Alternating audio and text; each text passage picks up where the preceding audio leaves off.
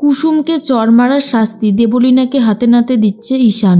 সম্পূর্ণ জানতে ভিডিওটিতে একটি লাইক করে দেখতে থাকো। গল্পের শুরুতেই দেখা যায় মনে মনে একটা কথাই ভাবতে থাকে কুসুম, যে তার যে সম্মানটা প্রাপ্য সেটা যে সে এইভাবে পাবে কখনোই ভাবতে পারেনি।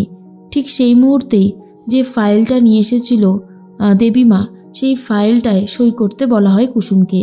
তখনই কুসুমের যে স্যার ছিল অর্থাৎ ঈশানের বাবা, সে তার নিজের দামি পেনটা বার করে দেয়।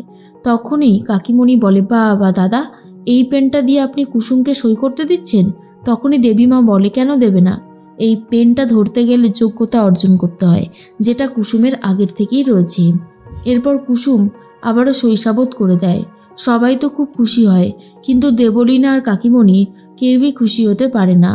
মনে মনে একটা কথাই কাকিমণি ভাবে, আমি তো ব্র্যান্ড অ্যাম্বাসাডার হতে চেয়েছিলাম এই বিজনেসের, কিন্তু এই কুসুমটা যে কোথা থেকে আসলো, উড়ে এসে পুরোপুরি জুড়ে বসে পড়েছে। কিছুতেই কিছু হচ্ছে না। দেবলীনাও এত চেষ্টা করছে, তাও কিছু করে উঠতে পারছে না। এর মধ্যেই দেবলীনা বলে, কিছু বলবেন আন্টি? দেখছেন তো এমনিতেই জব্দ করতে পারছি না কুসুমকে, মাথার মধ্যে এটাই ঘুরছে কিভাবে জব্দ করা যায়। ঠিক তখনই কাকিমণি বলে, আসলে আমি ভাবছি কুসুমকে দিয়ে যদি অন্য কোনো কিছু করানো যেত তাহলে খুব ভালো হতো। এর মধ্যেই আয়ুষ বাগানে ঘোরাফেরা করছিল। তখনই চলে যায় দেবলীনা। দেবলীনা গিয়ে বলে, কি ব্যাপার বলো তো আয়ুষ, এখানে ঘোরাঘুরি করছো? তোমার ব্যাপার স্যাপার কি? তুমি কি কোম্পানির ওই এমপ্লয়িটাকে নিয়ে ভাবছো যে কিনা তোমাদের বাড়ির চাকর বাকর হওয়ার যোগ্য? তখনই আয়ুষ প্রতিবাদ করে আর বলে, শোনো দেবলীনা, মানুষকে সম্মান করতে না পারো অসম্মান করো না, এইটা কিন্তু মোটেও ঠিক হচ্ছে না। দেবলীনা বলে, শোনো, তোমার ক্যারেক্টার না খুব ভালো মতনই আমার জানা আছে, তুমি কি করতে পারো আর কি পারো না। তুমি তো সব মেয়েকেই চাও নিজের বউ হিসেবে, তাই না? আয়ুষ তো শুনে খুব রেগে যায় আর বলে, মুখ সামলে কথা বলো, এরকম আউফাউ কথা বলবে না। দেবলীনা বলে, যাই ওকে সব ছাড়ো, আমি তোমাদের কোম্পানির ব্র্যান্ড অ্যাম্বাসাডার হতে চাই, আমার ভীষণ ইচ্ছে। তখনই আয়ুষ বলে, এই ডিপার্টমেন্টটা কুসুমের হাতে, তাই কুসুম এই আমাদের বিজনেসের ব্র্যান্ড অ্যাম্বাসাডার। সেই জায়গাটা তোমাকে দেওয়া অত সহজ নয়, আর সেটা কখনো হবেও না। দেবলীনার রাগ আর জেদ আরও বাড়িয়ে দেয় আয়ুষ। এর মধ্যে দেবলীনা একটা প্ল্যান করে ফেলে, ঠিক কী করবে। কাকিমণি বলে, এই দেবলীনা, তুমি যে প্ল্যানটা ভেবেছো সেটা সফল হবে তো? দেবলীনা বলে, কেন হবে না, বুদ্ধি করে চলতে পারলেই হয়ে যাবে। এরপর যখন দেবীমা বেরোতে যাবে তখনই চলে আসে দেবলীনা আর বলে, আন্টি, এখানে একটা জিনিস তোমাকে দেখাতে চাই। এই যে ড্রেসগুলো রয়েছে না, এগুলো কুসুমকে পরিয়ে আমি কয়েকটা ফটোশ্যুট করতে চাই। আমি জানি কুসুম ব্র্যান্ড অ্যাম্বাসাডার, যদি তোমার না আপত্তি থাকে। তখনই ইন্দ্রাণী বলে, আপত্তি কেন থাকবে? তুমি যে ড্রেসগুলো দেখিয়েছো সেগুলো তো খুব সুন্দরী, অসুবিধার কিছু নেই, তুমি এগুলো পরিয়ে অবশ্যই ফটোশ্যুট করতে পারো। তখনই দেবলীনা মনে মনে ভাবে, যাক, একবার যখন সম্মতি পেয়ে গেছি, বাকি কাজটা করা আমার জন্য খুব একটা কঠিন নয়, আমি ঠিকই কাজটা করে দিতে পারবো। দেবলীনা আর কাকিমণি প্ল্যান করে ফেলে। অন্যদিকে দেবীমাও বেরিয়ে চলে যায়। তখন কুসুমকে পেয়ে কথা শোনাতে শুরু করে দেবলীনা আর বলে, শোনো, সারাদিন এই ঘরের কাজ করলে কি হবে? তুমি এই কোম্পানির ব্র্যান্ড অ্যাম্বাসাডার, তোমাকে দিয়ে আজ কতগুলো ফটোশ্যুট করাতে হবে। নাও, তুমি এখানে আগে সইটা করে দাও। কিন্তু কুসুম বলে, এখানে কি লেখা আছে, মানে আমি কেন সই করব? দেবলীনা বলে, আমি বলেছি তাই সই করবে, সই না করলে কিন্তু তোমার অবস্থা খারাপ হয়ে যাবে, এখানে এক্ষুনি সইটা করে দাও। কিন্তু কুসুম একদমই সই করতে চায় না আর বলে, একবার ছোট সাহেবকে দেখিয়ে আনি। দেবলীনা বলে, তোমার সাহস দেখে আমি অবাক হয়ে যাচ্ছি, এখানে আমি উপস্থিত আছি, আমি তোমাকে সই করতে বলছি, তুমি বলছো এখন করবে না?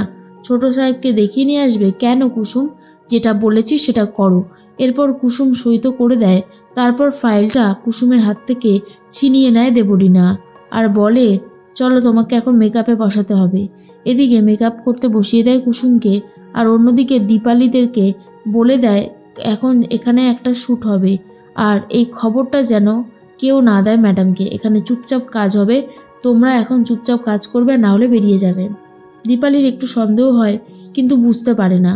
আর এর মধ্যেই কুসুমকে খুব সুন্দরভাবে মেকআপ আর্টিস্টরা সাজিয়ে দিয়েছে, কিন্তু কুসুম বলে, এর আগেও তো আমি অনেকগুলো শ্যুট করেছি, কিন্তু এরকম তো কোথাও সাজাইনি। আপনার মনে হয় কোথাও একটা ভুল হচ্ছে। মেকআপ আর্টিস্ট বলে আমাকে যেভাবে বলা হয়েছিল আমি ঠিক সেভাবেই সাজিয়ে দিয়েছি।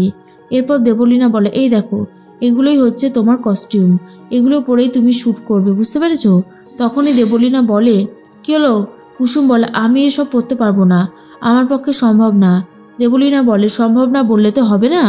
এই যে তুমি খামোটা এই যে পেজগুলোতে সই করেছো, এখানে লেখা আছে তুমি কন্ট্রাকচুয়াল কাজটা করতে চাইছো আর তোমাকে এই কস্টিউমটাই পরতে হবে।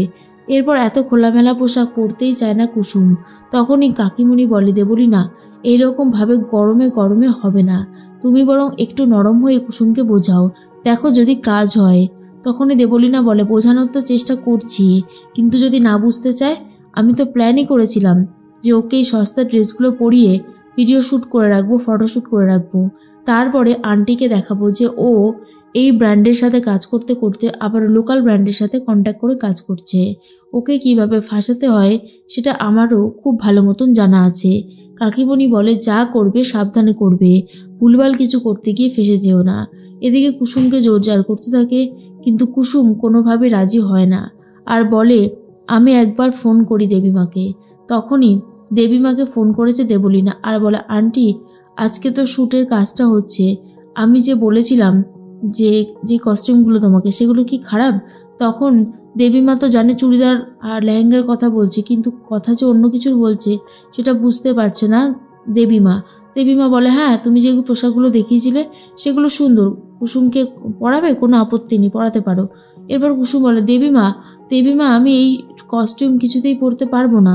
কিন্তু দেবীমা বলে, শোনো কুসুম, এখন আমি বাইরে আছি, এখন আমি তোমার কোনো কথা শুনতে পারবো না। কিন্তু দেখা যায় যে ঈশান বুঝতে পারে কোনো একটা গণ্ডগোল আছে, না হলে ও এইভাবে বলল কেন? এর মধ্যে কুসুম হাত জোর করে ক্ষমা চায় আর বলে, দেখুন আমি এই কস্টিউম পরতে পারবো না। কাকিমণি বলে, তুমি সই করেছো আবার এখন বলছো পারবে না? না না, এসব কিছু হবে না, পারতে তোমাকে হবেই। কিন্তু কুসুম ঠিক করে সে এই গাড়িতে সে এইভাবে বাড়িতে কোনোভাবেই শর্ট দেবে না। কিন্তু তখনই দেবলীনা কুসুমের গায়ে হাত তুলতে যায়, ঠাসিয়ে এক চড় মারতে যায় কুসুমকে। তখনই হাতটা এসে ধরে নেয় ঈশান আর বলে, খবরদার, তুমি যেই কাজটা করছো সেটাকে অন্যায় করা বলে। তুমি যখন তখন এইভাবে যার তার গায়ে হাত দিতে পারো না, তোমার কোনো অধিকারই নেই। তখনই দেবলীনা বুঝতে পারে যে এরপর যেটা হতে চলেছে সেটা খুবই খারাপ।